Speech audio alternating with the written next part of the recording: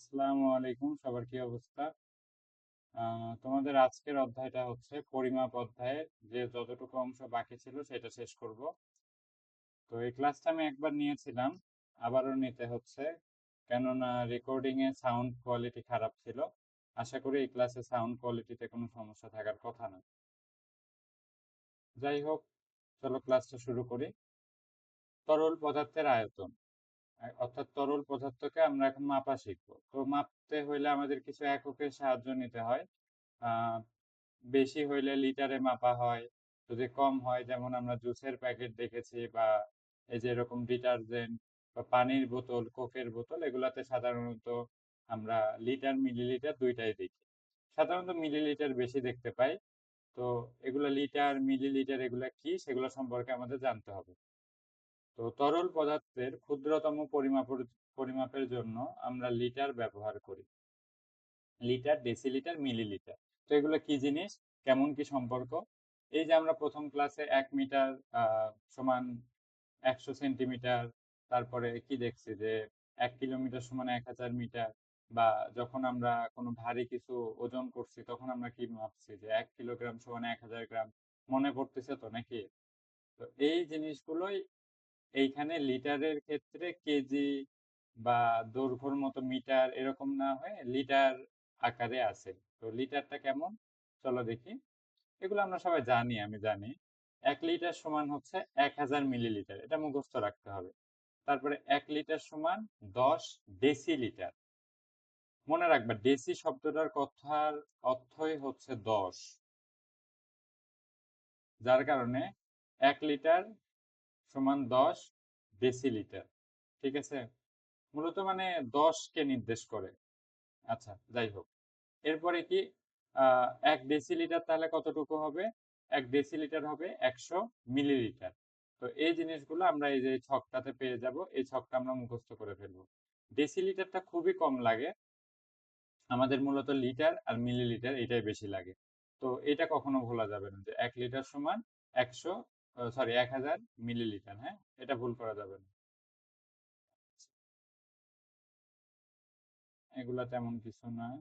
এখানে একটা প্রশ্ন বলছে যে সজল 1 লিটার দুধ কিনে তা 300 মিলিলিটার পান করলো। সজলের কাছে তার কতটুকু, এখানে ইয়া করিও না, ওইখানে ওইদিকে কোথাও থাকো। সজল 1 লিটার দুধ কিনে তা থেকে 300 মিলিলিটার পান করলো। সজলের কাছে আর কতটুকু দুধ অবশিষ্ট রয়েছে? তো ও যদি 1 লিটার কেনে, 1 লিটার মানে কত, 1000 মিলিলিটার। তাহলে সেখান থেকে কতটুকু বাদ হবে? ও যতটুকু খাইছে বিয়োগ 300, এখান থেকে বিয়োগ করলে আমরা 700 পাবো, অর্থাৎ 700 মিলিলিটার দুধ এখনো অবশিষ্ট আছে। এখন কথা হচ্ছে যে এখানে আমি কিন্তু লিটারটাকে অবশ্যই মিলিলিটারে পরিণত করছি। উল্টা আরেকটা কাজ করতে পারতাম, সেটা হচ্ছে পাশের এইটা, অর্থাৎ এই 300 মিলিলিটারকে আমরা লিটারে পরিণত করতে পারতাম। তো এটা ক্ষেত্রে আমাদেরকে আম, দশমিকের সাহায্য নিতে হবে। যেমন এখানে খেয়াল করো, আমরা এইভাবে দশমিকে পরিণত করতে পারি যে 1000 মিলি সমান 1 লিটার, তাই কি না? তাহলে অতএব এইভাবে লিখবো, এটা ঐকিক নিয়ম বলে। 1 মিলিলিটার সমান, দেখো, 1/1000, এইরকম হবে লিটার। তাহলে 300 মিলিলিটার সমান কতটুকু হবে? কিছুটা তো বাড়বে, তাই না? তো কতটুকু বাড়বে? বাড়বে মানে কি, গুণ হবে। উপরে গুণ করে দিলাম, নিচে 1000 দিয়ে ভাগ। আচ্ছা, এখন আমরা হচ্ছে এটাকে জাস্ট ক্যালকুলেশনটা করে ফেলবো। তো দেখো, শূন্য শূন্য আমরা কেটে দিতে পারি, হ্যাঁ। তাহলে কত থাকলো? 3/10। এই 3/10 যে আছে, ভগ্নাংশ অধ্যায়ে আমরা এই 3 ভাগ মানে 10 ভাগের 3 ভাগ, এটা কি বোঝায় সেইটা শিখছি। দশমিক অধ্যায়ে আমরা কি শিখছি, যে এইটাকে কিভাবে দশমিকে লেখা যায়। খুবই সিম্পল। এই একের জন্য একটা দশমিক নিতে হয়, এরপরে শূন্য যে কয়টা আছে তত ঘর পর্যন্ত নিতে হয়। অর্থাৎ এখানে যেহেতু 3 আছে, শুধু একটাই ঘর, আমরা শুধু 3 লিখবো, অর্থাৎ 0.3 লিটার। এটা যদি বুঝতে কষ্ট হয় তাহলে আমরা এইভাবে দেখতে পারি। ধরো এটাকে ভাগ, এই চিহ্নটা ভাগের মতোই কাজ করে, খেয়াল করো। 3/10, এই যে এই লাঠির মতো চিহ্ন, এটা ভাগই বোঝায়। অর্থাৎ এখানে যেটা হচ্ছে, 10 দিয়ে 3কে ভাগ করতে হবে। তো 10 দিয়ে 3কে তো ভাগ করা যায় না, সেক্ষেত্রে আমাদের দশমিকের সাহায্য নিতে হয়। একটা দশমিক দিলাম, দশমিক দিলেই শূন্য একটা ফ্রি পাওয়া যায়, শূন্য দিলাম। এরপরে দেখো তো 10 দিয়ে 30কে ভাগ করা যায়? হ্যাঁ যায়, 3। খেয়াল করলা? তাহলে 300 মিলিলিটার সমান কত লিটার পাইলাম আমরা? 300 মিলিলিটার সমান আমরা পাইলাম 0.3 লিটার। আচ্ছা, এটা নিয়ে কোনো সমস্যা নেই। কিন্তু এখন একটা গুরুত্বপূর্ণ কথা দেখো, সেটা হচ্ছে যে যদি অন্য আরো থাকে, মানে 10, 100, 1000 এগুলা দিয়ে যদি ভাগ থাকে, সেগুলোকে দশমিকে আমরা কিভাবে সহজে রূপান্তর করব? বিশেষ করে আমাদেরকে এই ধরনের কাজ করতে হতে পারে যে 1000 মিটার যেমন আছে 1 কিলোমিটারে, 1000 মিটার সমান কত কিলোমিটার? 1 কিলোমিটার। কিন্তু এখন কথা হচ্ছে যে ধরে নাও 400 মিটার সমান কত কিলোমিটার? এটা আমাদের দরকার পড়তে পারে না? অবশ্যই পারে। এগুলার দরকার কখন পড়বে?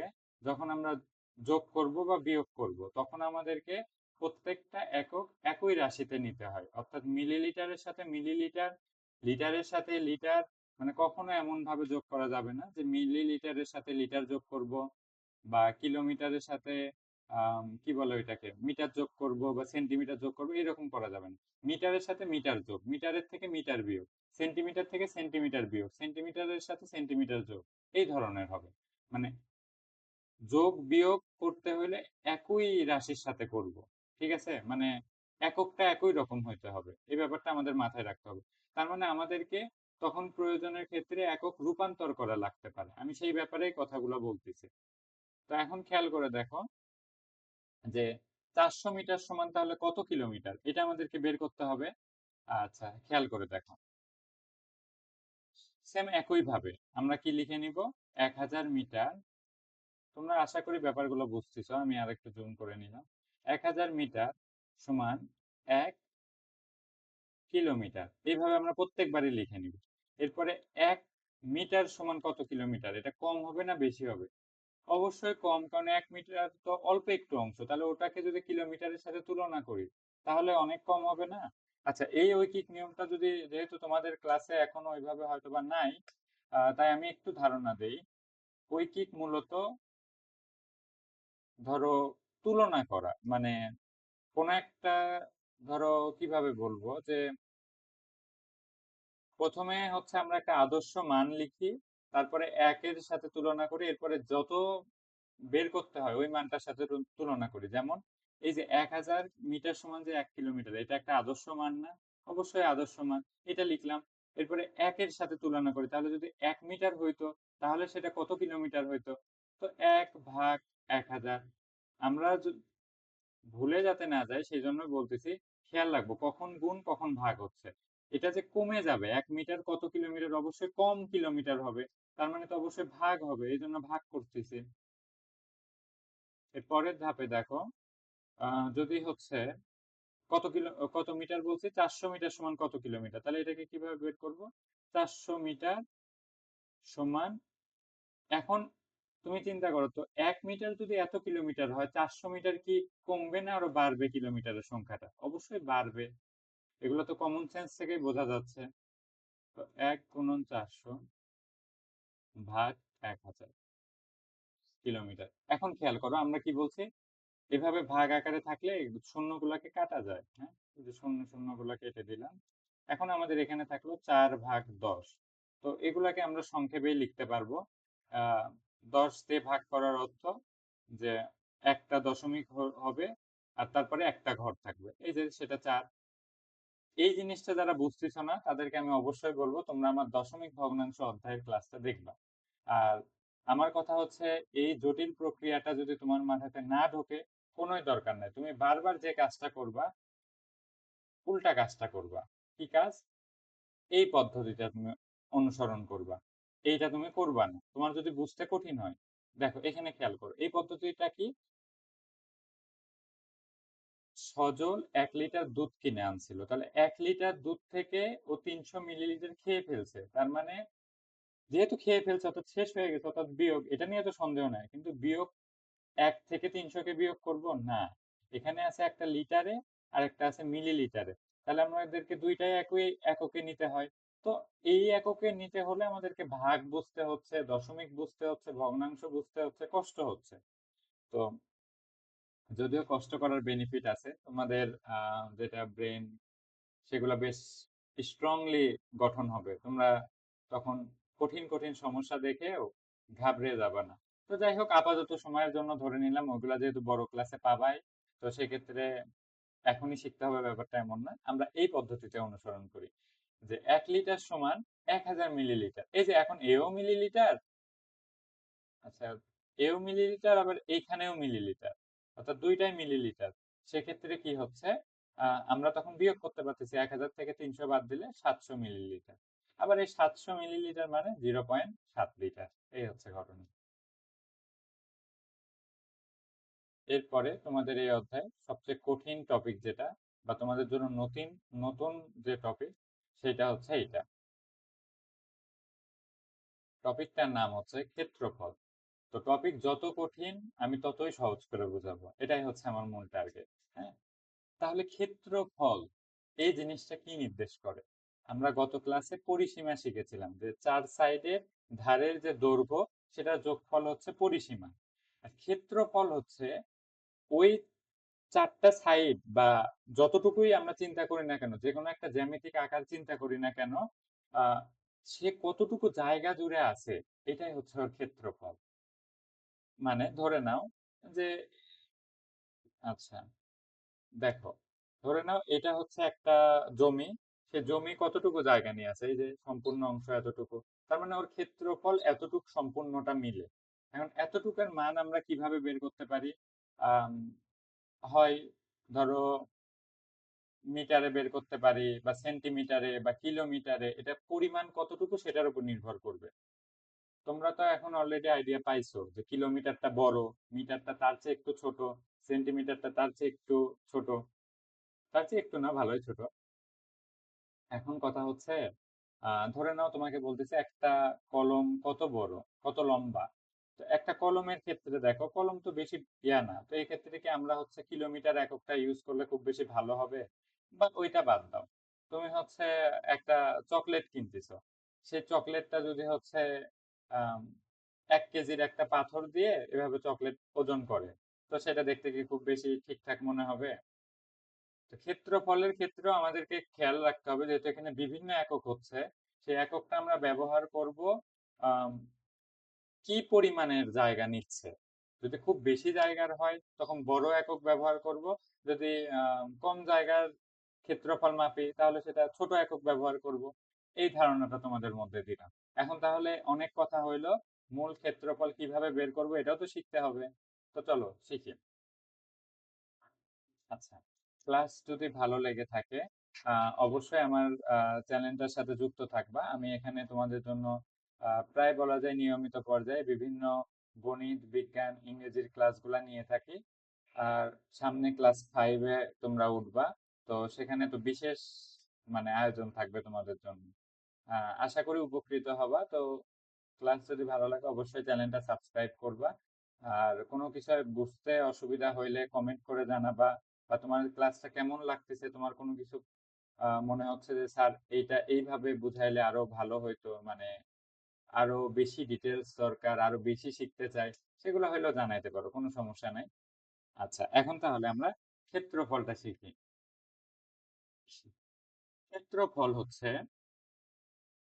কোনো আকৃতি যতটুকু জায়গা দখল করে থাকে সেটাই হচ্ছে তার ক্ষেত্রফল। ধরে নেই এটা একটা আমাদের বাড়ির পাশের জমি। তাহলে এর ক্ষেত্রফল কতটুকু হবে? এই যে যতটুকু জায়গা জুড়ে ও আছে, হ্যাঁ, এই সম্পূর্ণটা মিলে। আবার এই যে এতটুকু ভাবিও না, এটা একটু বের হয়ে গেছে। আচ্ছা, মানে এই যে এই এতটুকু অংশ মিলে যতটুকু মিলেও আছে আর কি।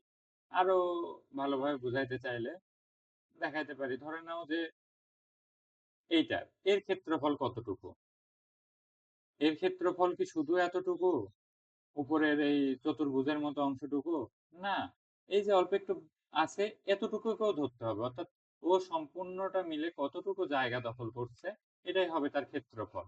এখন ঘটনা হচ্ছে তাহলে সেই ক্ষেত্রফলটাকে মাপবো কিভাবে? অর্থাৎ এই ক্ষেত্রফল কত সেটা আমরা বের করব কিভাবে?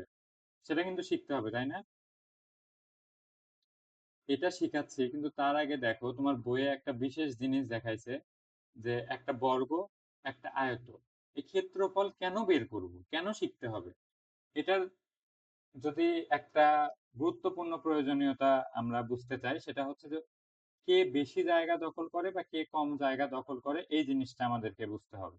তো এই কারণে ক্ষেত্রফল শিখবো। যেমন এখানে দেখো একটা বর্গ একটা আয়ত চোখের দেখায় বলতে পারবা কি কোনটার মধ্যে আহ ধরে নাও এটা একটা বর্গক্ষেত্রের মতো মাঠ এটাও একটা মাঠ। তো কোনটাতে বেশি মানুষ থাকতে পারবে আহ কোনটাতে বেশি মানুষ দাঁড়ায় থাকতে পারবে এটা আমরা কিভাবে বলতে পারবো মানে কোন জায়গা কোন ক্ষেত্রে বেশি লোক ধারণ করবে এটা কি আমরা চোখের দেখাতে বলতে পারবো? কেউ হয়তো বলবে এখানে থাকবে কেউ হয়তো বলবে এখানে থাকবে। তখন ক্ষেত্রফল ভূমিকাটা রাখে। কারণ ক্ষেত্রফল মূলত কি নির্দেশ করে? ও কতটুকু জায়গা দখল করে আছে। তার মানে ক্ষেত্রফল যার বেশি সে বেশি জায়গা দখল করে আছে।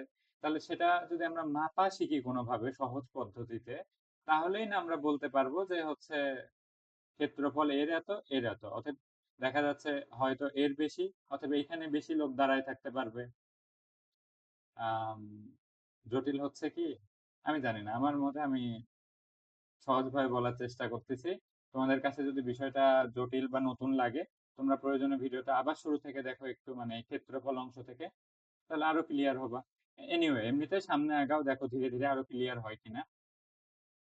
তো এরা প্রথমে যে পদ্ধতিটা অবলম্বন করছে, ধরে নাও যেহেতু এগুলাকে একটা কাগজের টুকরার মতো ভাবছে, আহ, ঠিক এই আয়তক্ষেত্রটাকে বর্গর সমান পরিমাণ অংশ চিন্তা করছে যে এই অংশটুকু যেহেতু এক তো এতটুকুর হিসাব বাদ এখন কেচিতে এই অংশ কেটে নিছে উপর থেকে এই অংশ কেটে দিছে মানে অমিল কতটুকু আছে।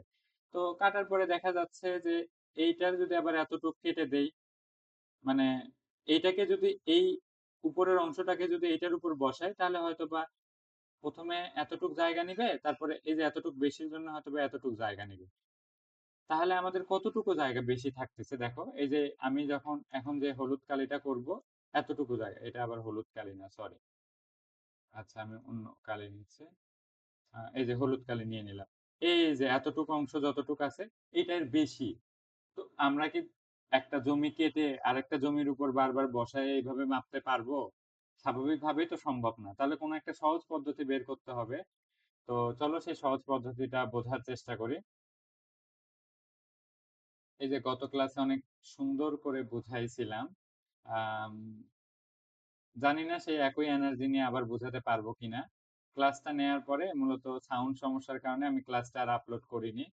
আহ, একটা টেবিল ফ্যান ছিল আমার কাছে সে ফ্যানের শব্দে তোমরা তো দেখছো অনেক সময় যে আমরা যখন ফ্যানের সামনে কথা বলি তখন ওই যে একটু ঢেউ ঢেউ একটা মানে কেমন জানি কাঁপা কাঁপা একটা শব্দ হয় না? ঠিক আমার ওই ভয়েস রেকর্ডিং এ আহ একটু কাঁপা কাঁপা শব্দ ছিল। তো ভাবলাম তোমরা ক্লাস করবা সেখানে মনোযোগের একটা ব্যাপার আছে তো সেক্ষেত্রে আমি হচ্ছে এই ক্লাসটা বাদ দিয়ে আমি নতুন করে আবার নেই তোমাদের জন্য এই জন্যই ক্লাসটা নেয়া। তো চলো ব্যাপারটা বোঝার চেষ্টা করি ঘটনাটা কি। তো আমরা যদি কোনো কারণে ওইভাবে হচ্ছে আহ আচ্ছা এক মিনিট আমার একটা ফোন আসতেছে। হ্যালো। এখন ফোন দিও না আম্মু একটু ক্লাস নিচ্ছে ইউটিউবের জন্য ক্লাসটা রেকর্ড করা হইলো তোমাকে আমি ফোন দিচ্ছি।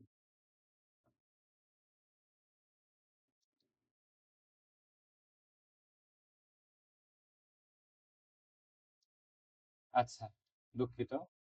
আহ এখন দেখো আমি যে জিনিসটা বুঝাচ্ছিলাম যে ক্ষেত্রফল সহজভাবে কিভাবে বের করব বা কোন ভাবে মাপলে সবাই খুব দ্রুত মাপতে পারবে। তো দেখো আমরা যদি ছোট্ট ছোট্ট একই সাইজের বক্স নেই অর্থাৎ ধরে নেই আম, একটু অপেক্ষা করো এই যে ধরে নেই এরকম হ্যাঁ এটাকে ছোট করে নেই। আচ্ছা আমরা তো এখন হচ্ছে আম,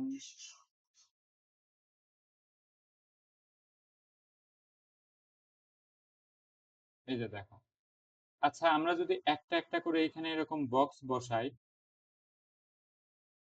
মানে চতুর্ভুজ বর্গক্ষেত্রগুলো যদি একটা একটা করে এইভাবে বসাই, চিন্তা করো তো এখানে হয়তো বা 5টা হবে। আহ ঠিক একইভাবে এইখানে যদি বসানো শুরু করি, হয়তো এখানেও কিছু হবে, তাই না? কিছু পিস তো হবে। তো আমার কথা হচ্ছে কি, যে এই যে আমরা কিছু ছোট্ট ছোট্ট চতুর্ভুজ একটা নির্দিষ্ট মাপে, সব কয়টা কিন্তু একই সাইজের, দেখো এগুলো কিন্তু সব কয়টা একই সাইজের, প্রয়োজনে এগুলো আরো নিতে পারো, হ্যাঁ।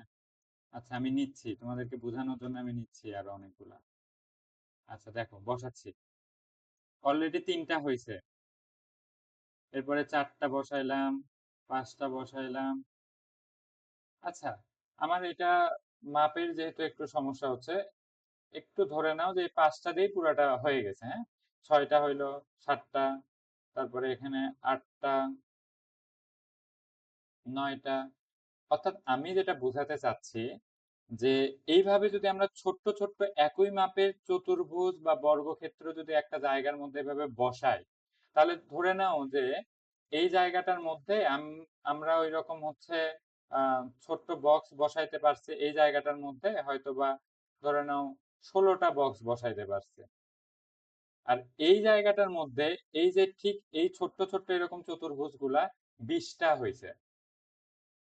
তাহলে তুমি আমাকে বলো তো, কোনটার ক্ষেত্রফল বেশি হবে?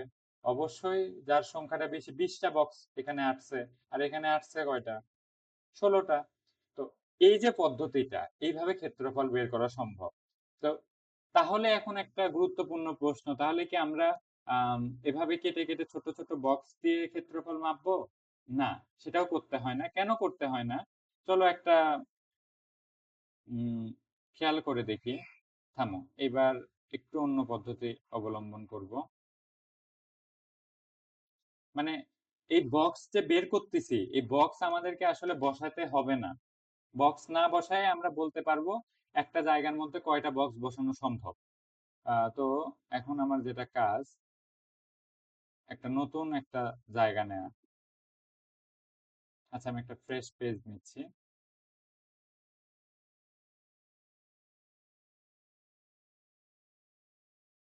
আচ্ছা, এটা হচ্ছে একটা আয়তক্ষেত্র। মূলত এর ক্ষেত্রফল মাপবো, আর এই যে একটা চতুর্ভুজ, এর ক্ষেত্রফল মাপবো, হ্যাঁ। তাহলে তুমি কি চোখের দেখাতে বলতে পারবা কার ক্ষেত্রফল বেশি? এটা একটু ছোট মনে হচ্ছে যেহেতু। আচ্ছা, এখন তুমি বলতে পারবা কারটা বেশি? এ কিন্তু এইদিকে একটু লম্বা আর এ একটু কম। যাই হোক, এগুলা খুব সূক্ষ্মভাবে মাপতে আমরা যে কাজটা করতে পারি, এগুলো কিন্তু ছোট্ট ছোট্ট বক্স হবে, কিন্তু আমরা আহ, এটা বোঝানোর ক্ষেত্রে বক্সটাকে হচ্ছে একটু বড়ই নিচ্ছি বলা যায়। আচ্ছা, চিত্রটাকে আরো একটু বড় করে দেই। বুঝাইতে যত বড় করতে হয় করব নাকি?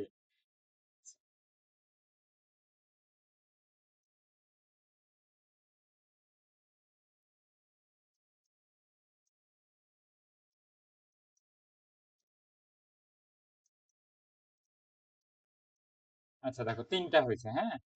তাহলে এইরকম কয়টা হবে? চেষ্টা করে দেখি। 9টার মধ্যে হয়ে যাওয়া উচিত। হুম।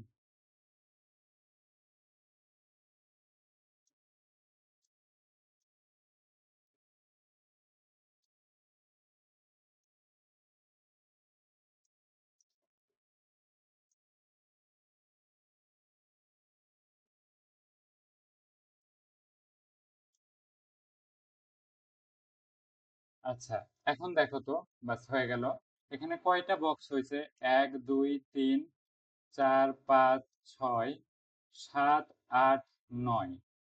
আচ্ছা, তাহলে কি আমি 9টা বক্স এভাবে গুনে গুনে বের করব?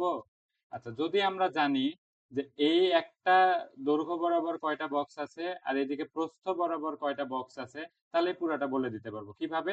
দৈর্ঘ্য বরাবর কয়টা বক্স আছে দেখো তো। 1 2 3, 3।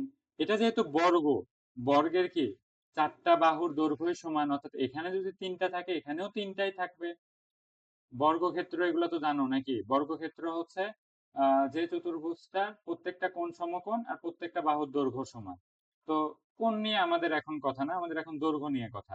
তাহলে খেয়াল করে দেখো, এখানে 3টা, এখানে 3টা, তাই না? তাই তো?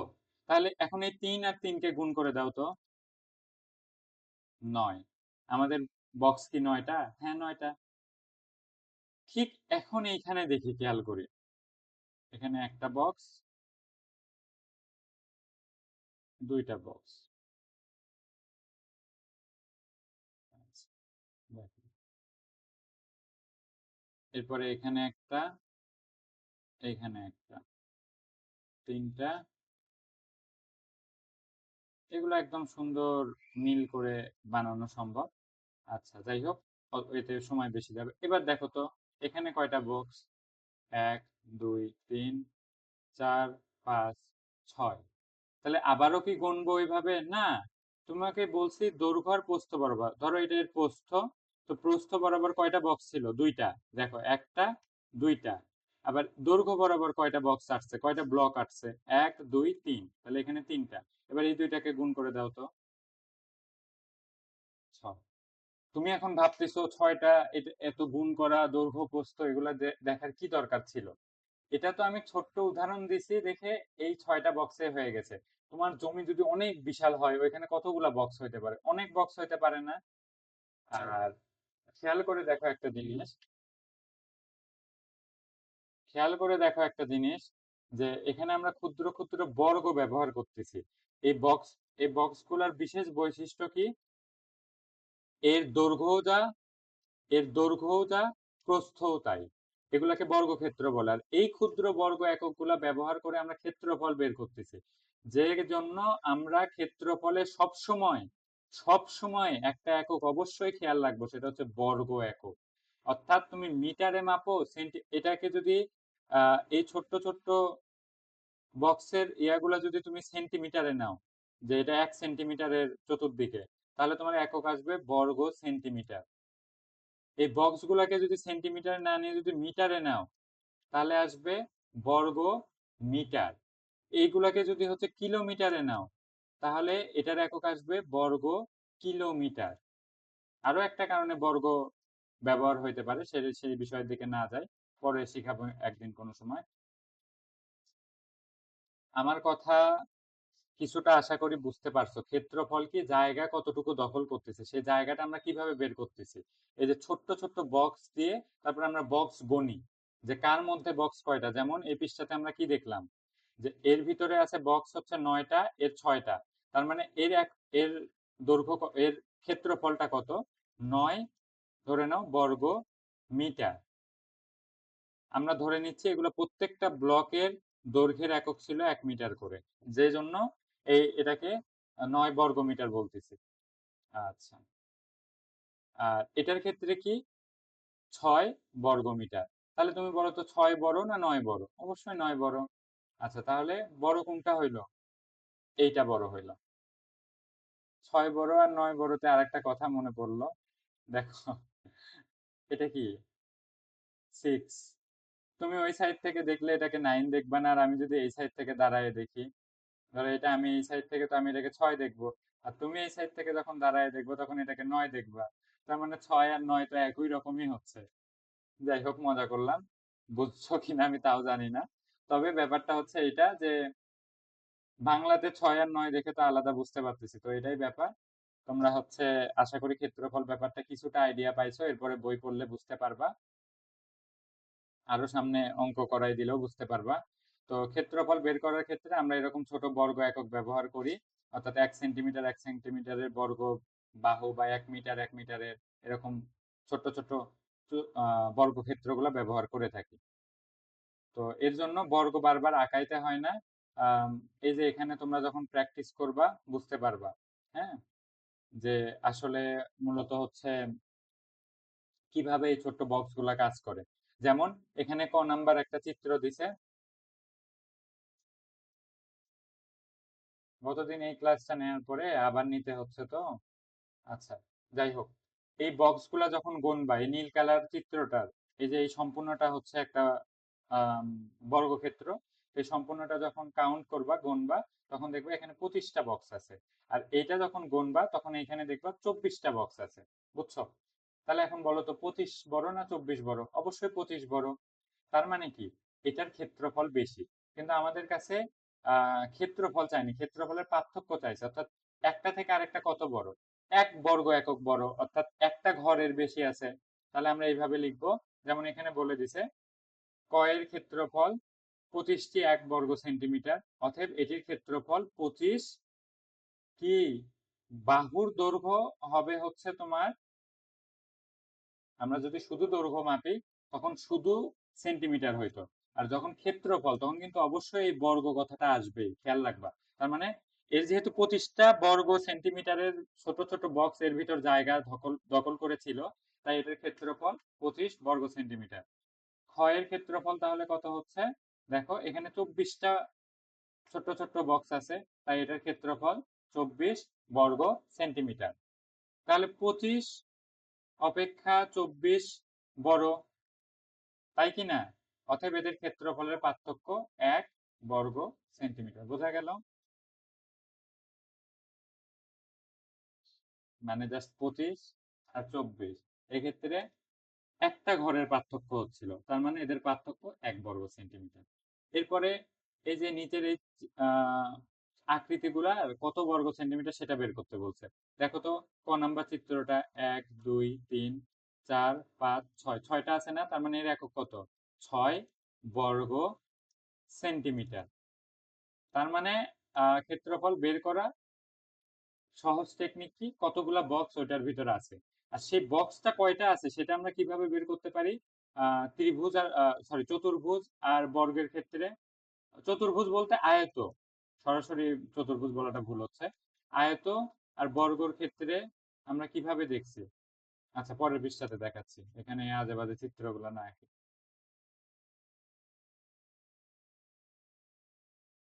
আচ্ছা, এখানে তোমাকে কিছু কাজ দিছে, যে 6 সেন্টিমিটার ও 8 সেন্টিমিটার ক্ষেত্রফল বিশিষ্ট কয়েকটা চিত্র আঁকাও এবং সেগুলো রং করো।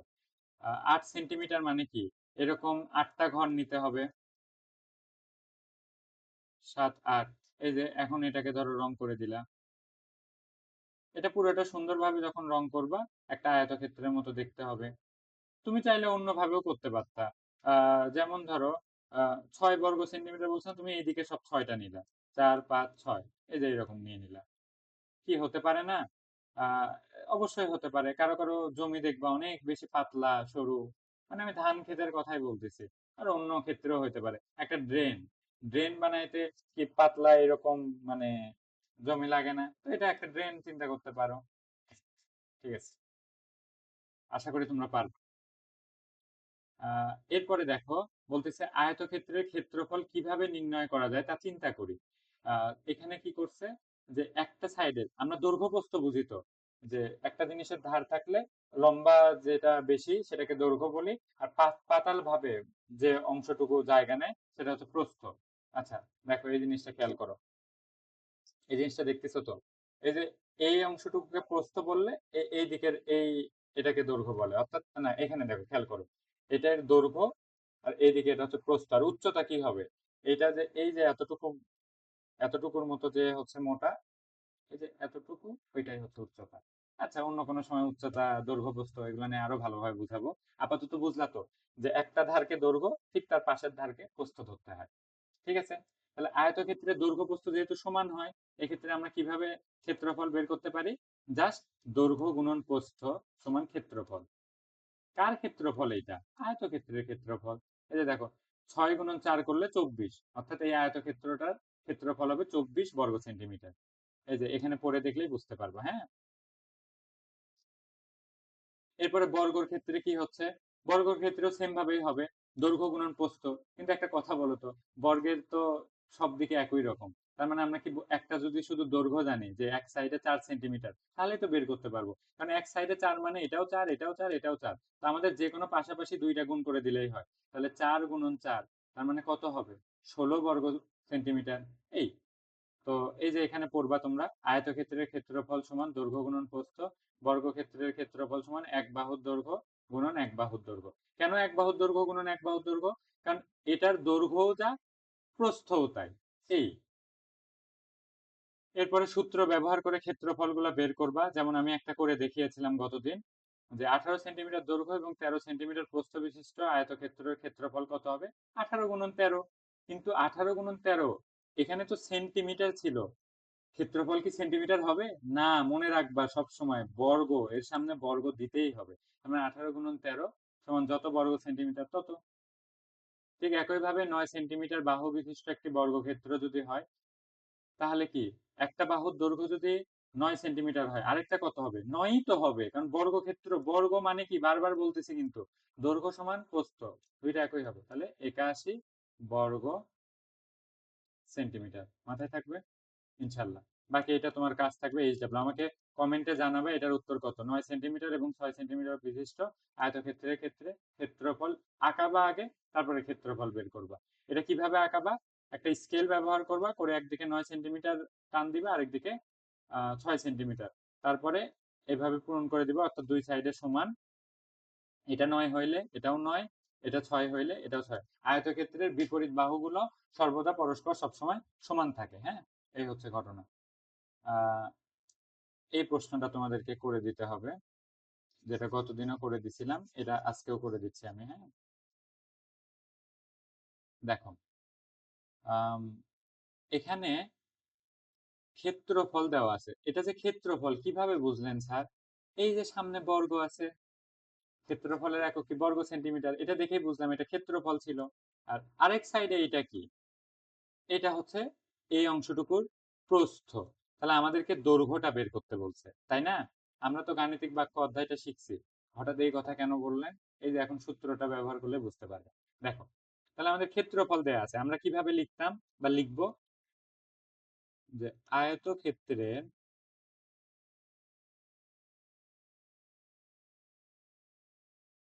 ক্ষেত্রফল সমান দৈর্ঘ্য, লেখা খুব খারাপ হচ্ছে এই জন্য মুখেও বলতেছি, দৈর্ঘ্য গুণন প্রস্থ। ঠিক আছে? তাহলে আহ আমাদের এখন খেয়াল করে দেখো তো, আমাদেরকে কি বের করতে হবে? দৈর্ঘ্যটা বের করতে হবে না? অবভিয়াসলি হ্যাঁ। এই যে এটাই তো, এই দৈর্ঘ্যটাকে তো বের করতে বলছে, এখানে বক্স দিয়ে বলছে কত সেন্টিমিটার, অর্থাৎ এতটুকু কত সেন্টিমিটার, এটাই তো বের করতে বলছে। তো তাহলে আমরা দৈর্ঘ্যটাকে একটা সাইডে ফাঁকা রাখবো, আর প্রস্থটাকে অন্য সাইডে পার করে দিব, তাহলে তো দৈর্ঘ্যটা পেয়ে যাব। মানে আমরা এইভাবে চিন্তা করতে পারি। আমরা এই জিনিসটাকে কিভাবে করতাম গাণিতিক বাক্য অধ্যায়ে? জাস্ট এখানে একটা অজানা রাশি বা সংখ্যা ব্যবহার করতাম, তো করলাম, দৈর্ঘ্যটাকে বক্স চিন্তা করলাম, দৈর্ঘ্য গুণন প্রস্থ, তাহলেই তো ক্ষেত্রফল পাই। তাহলে ক্ষেত্রফল তো দেয়াই আছে 96, দৈর্ঘ্যটা আমরা পাইনি, জানি না, দৈর্ঘ্যটাকে ওই জন্য অজানা রাশি হিসেবে বক্স ধরছে। তুমি শুধু দৈর্ঘ্যও লিখতে পারতা। এরপরে গুণন প্রস্থ আছে। এখন আমি কি বলছিলাম, গাণিতিক বাক্য অধ্যায়ে কি শিখাইছিলাম?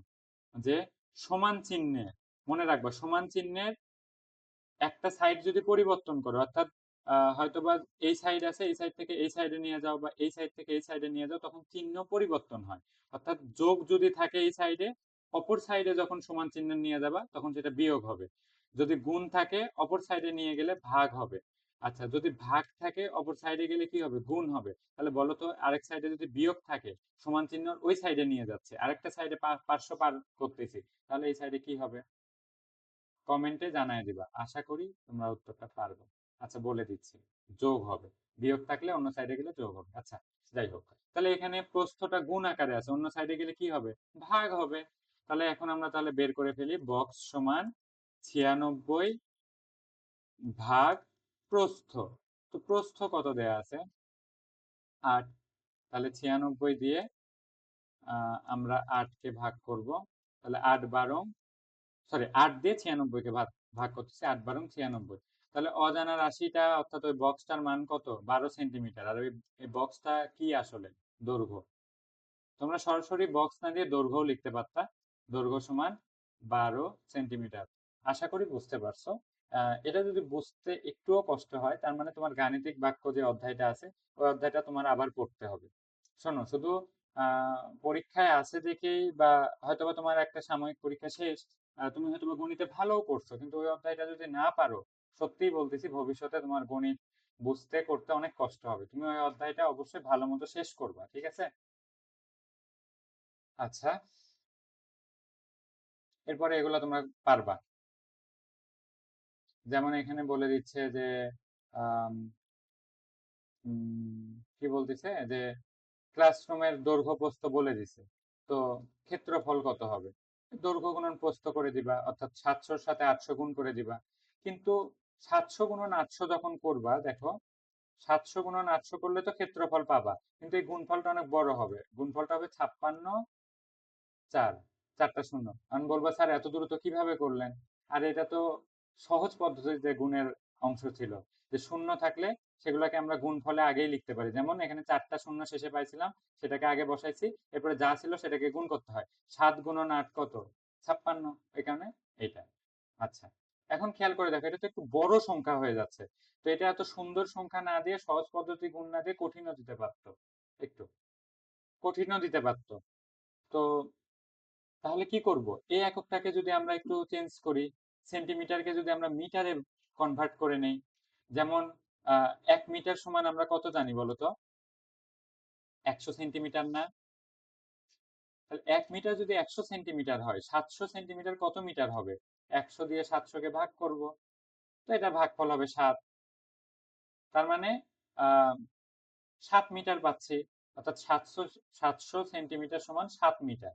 ঠিক একইভাবে এটার দৈর্ঘ্যকে 800 সেন্টিমিটার সমান আমরা হিসাব করলে পাবো 8 মিটার, আর এটা পাইলাম 7 মিটার।